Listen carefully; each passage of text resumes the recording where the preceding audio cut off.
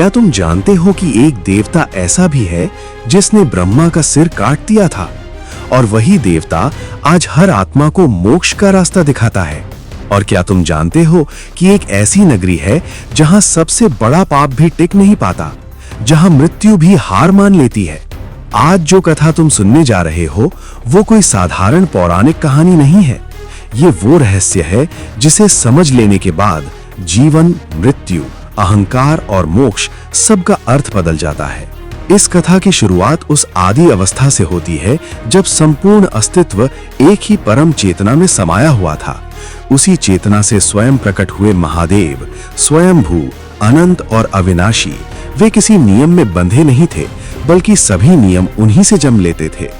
उनका स्वरूप स्थिर होते हुए भी संपूर्ण था और शांत होते हुए भी अत्यंत शक्तिशाली। उन्हीं के दिव्य तेज से प्रकट हुए नारायण, जिनके भीतर संतुलन, करुणा और पालन की अद्भुत शक्ति थी, और नारायण की नाभि से खिले कमल से जन्मे ब्रह्मा, जिन्हें रचना का उत्तरदायित्व सौंपा गया। तीनों एक ही परम सत्य के अलग अलग रूप थे, लेकिन समय के साथ चेतना में तुलना का भाव जागने लगा। ब्रह्मा और नारायण लंबे समय तक ध्यान में स्थित रहे। जब दोनों ने नेत्र खोले तो सबसे पहला विचार यही उठा कि इस विशाल सृष्टि में सबसे श्रेष्ठ कौन है, किसकी सत्ता सर्वोच्च है और किसकी आराधना होनी चाहिए। यहीं से अहंकार ने धीरे धीरे आकार लेना शुरू किया। ब्रह्मा को अपनी रचना पर गर्व हुआ, क्योंकि उनके हाथों से लोक, जीव और दिशाएं आकार ले चुकी थी।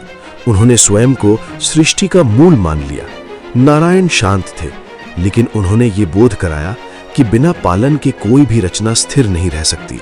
ये संवाद पहले विचार था, फिर तर्क बना और अंततः विवाद में बदल गया। उनके शब्द अब केवल शब्द नहीं रहे, बल्कि तरंग बनकर ब्रह्मांड में फैलने लगे। संतुलन डगमगाने लगा और समस्त लोकों में अशांति फैल गई। तभी ब्रह्मांड के मध्य एक अद्भुत दृश्य प्रकट हुआ, एक विशाल प्रकाश स्तंभ। ऐसा प्रकाश जो किसी अग्नि या ऊर्जा से नहीं, बल्कि स्वयं चेतना से बना था। उसका तेज इतना प्रचंड था कि सूर्य और चंद्र भी उसके सामने फीके प्रतीत होने लगे। उसी प्रकाश से एक गंभीर और स्थिर स्वर गूंजा, जो इस ज्योति का छोर खोज लेगा वही श्रेष्ठ कहलाएगा। ये सुनते ही ब्रह्मा एक दिशा में बढ़े और नारायण दूसरी दिशा में। दोनों ने पूर्ण शक्ति और संकल्प के साथ यात्रा शुरू की।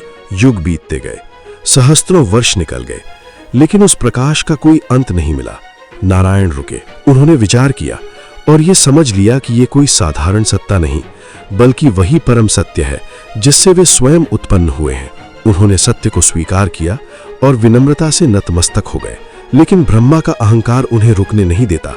उन्हें लगा कि यदि उन्होंने हार मान ली तो उनका महत्व समाप्त हो जाएगा। यहीं से उन्होंने छल का सहारा लिया और केतकी पुष्प को झूठा साक्षी बनाने का निर्णय लिया। जब दोनों पुनः उस प्रकाश के समक्ष लौटे तो ब्रह्मा ने स्वयं को विजेता घोषित कर दिया और केतकी को प्रमाण के रूप में प्रस्तुत किया। उसी क्षण वो प्रकाश गर्जना बन गया। न्याय हुआ, सत्य प्रकट हुआ और असत्य उजागर हो गया। ब्रह्मा को ये दंड मिला कि वे रचनाकार तो रहेंगे, लेकिन उनकी पूजा नहीं होगी, क्योंकि अहंकार ने सत्य को ढक दिया था। केतकी पुष्प भी पूजा से वंचित हुआ, क्योंकि मौन भी कभी कभी असत्य का साथ बन जाता है। नारायण को सत्य और विनम्रता का फल मिला, लेकिन कथा यहीं समाप्त नहीं होती। ब्रह्मा का पंचम मुख अब भी असत्य और घमंड से भरा हुआ था, और वही महादेव की क्रोध का कारण बना। पहली बार महादेव ने साकार रूप धारण किया। उनकी जटाएं बिखरी हुई थीं, नेत्र प्रलय की तरह प्रज्वलित थे। उनके क्रोध से जन्म हुआ एक उग्र शक्ति का, जिसे संसार काल भैरव के नाम से जानता है। काल भैरव का शरीर अंधकार जैसा प्रतीत होता था, लेकिन उसमें न्याय की अग्नि जल रही थी। उनके हाथों में खड्ग था और दृष्टि में दया नहीं, बल्कि धर्म की कठोरता थी। उन्होंने अहंकार के प्रतीक उस पंचम मुख का संहार कर दिया। समस्त लोग थर्रा उठे, लेकिन धर्म का नियम देवताओं के लिए भी समान है। ब्रह्मा का सिर काटने से काल भैरव पर ब्रह्म हत्या का पाप आ लगा। कटा हुआ कपाल उनके हाथ से चिपक गया और रक्त निरंतर टपकता रहा।